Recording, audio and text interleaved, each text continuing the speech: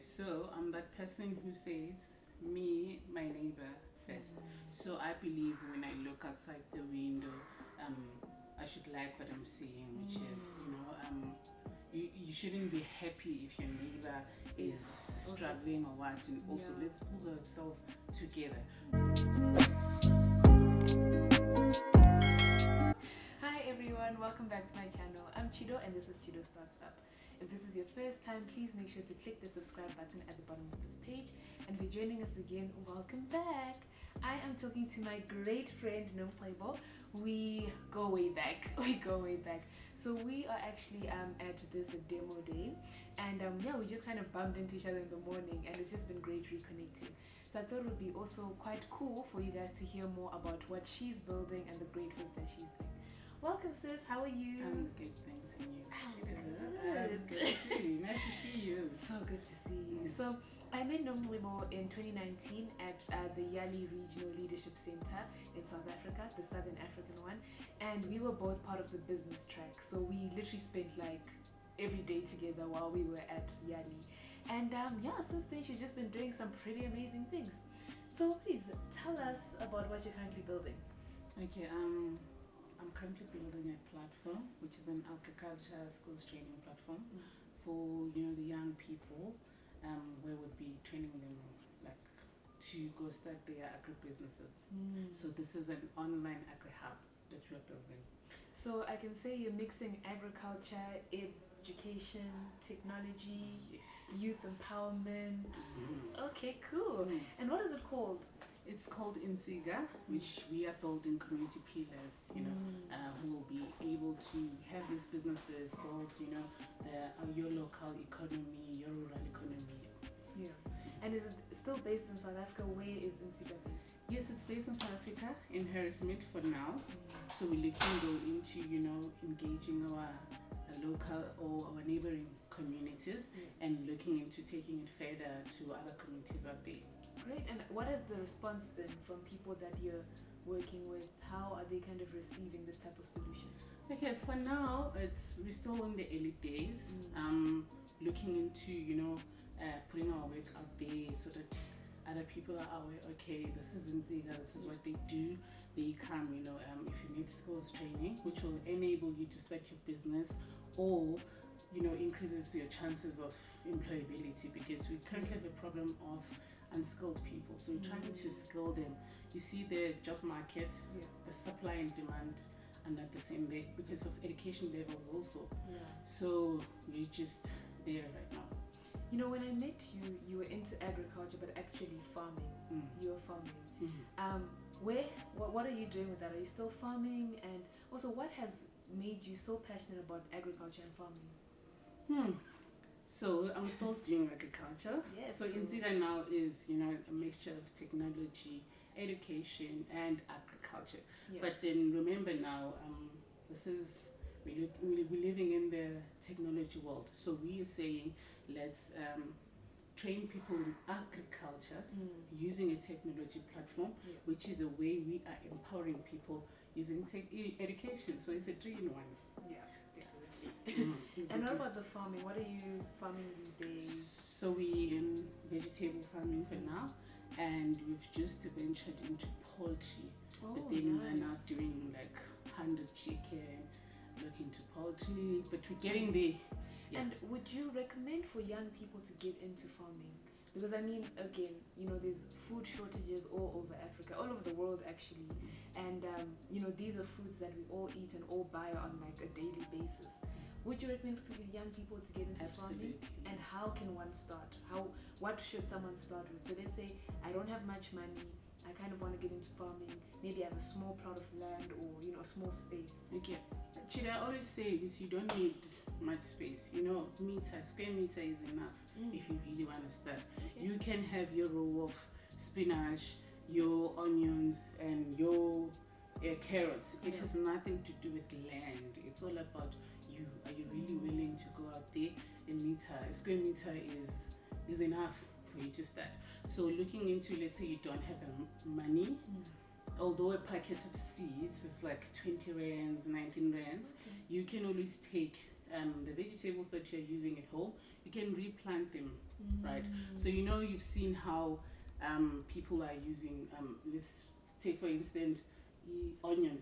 So you cut the onion, that part, you just cut it out and put it, put it back in the soil. It grows back, you regrow, so you don't really need money. You don't to really need get into farming. Yes. Okay, that's pretty. So a square meter, everyone. A square meter is enough to start farming. And then, what would you say is probably one of the biggest challenges you faced? One in agriculture, and then also as you've now been building this 3-in-1 platform with agriculture, tech, and education.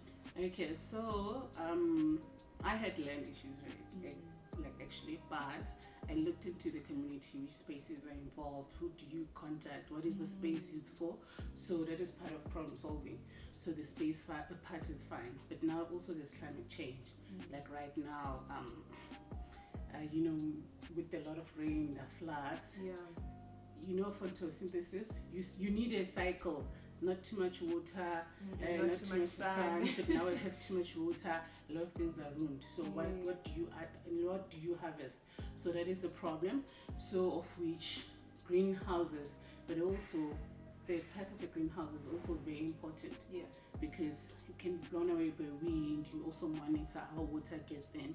In poultry, we see a lot of people lost their chickens due to floods. So now how do we then build the structures in a way that accommodates for such, Oh wow. So there's a lot of solutioning. So even if you're not directly in agriculture, like farming, there's still a lot of other solutions that are required, like on engineering side for drainage systems, science side, I guess, for how to now balance things. Like there's just a lot. There's a lot of opportunity in agriculture. But we're taking one problem at a time. We're also learning. It's when you go in this journey, you're going a learning curve. So I've always known you as someone who is really keen on learning and someone who really loves Africa. If or when you get the resources to expand into Africa, which territories would you want to go to first and why? Interesting question. There's so many, but you know what? Okay, list them all then. List them all. Let's hear. Okay, so I'm that person who says me, my neighbor first. So I believe when I look outside the window, I should like what I'm seeing, which is, you shouldn't be happy if your neighbor is struggling or what, and also let's pull ourselves together. So definitely SADC. So, but I can't say 1, 2, 3 this one, this one, this one. I know you want me to go there, but then definitely SADC. I was working with other people in the SADC region.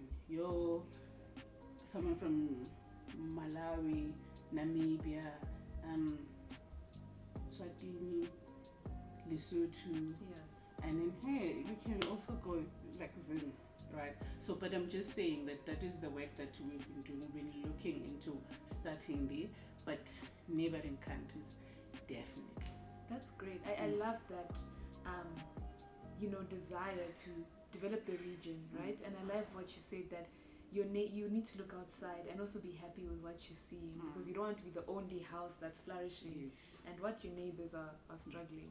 So Nomcebo, I know that you love applying for opportunities and you're always kind of, on top of things. You even sent this one to me, and that's why we're here today. But I just wanted to ask you, what advice would you give to someone who's just starting out applying for opportunities, who's maybe receiving a lot more rejections than acceptances at the moment? And where should they be looking? Which spaces, where do you find all these opportunities? Okay, so this is a pre-COVID. I would have said, and make sure that whenever there's seminars, business seminars, a certain training workshop, you must engage in them, because entrepreneurship, there's never this is the route. Things are changing, the trends are changing. So I'd really advise the person to look into really empowering themselves with the tools, the online tools, and also going back to those who rejected you, ask for feedback. And feedback is very important. This is the same as going to an interview. I always go back and say, hi guys, thank you for the opportunity, but then I wanted to know where am I. We all have areas of development, so you must always go back and ask.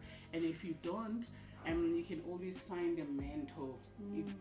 mentor, a coach that can help you and assist you. Because what I was preaching 2 years ago, it's the same thing, but it's not now. It's different. It's different. You remodel, you change here and there. We change, times change. So great. Thank you so much thank for you. featuring on my channel. I'm so excited that we're about to reconnect again. And thank you all for tuning in. If you have any questions for Nomcebo, please do put them in the comment section below. I will put all her social media handles in the info section, so please check her out, follow her, vote for her on Total Energies.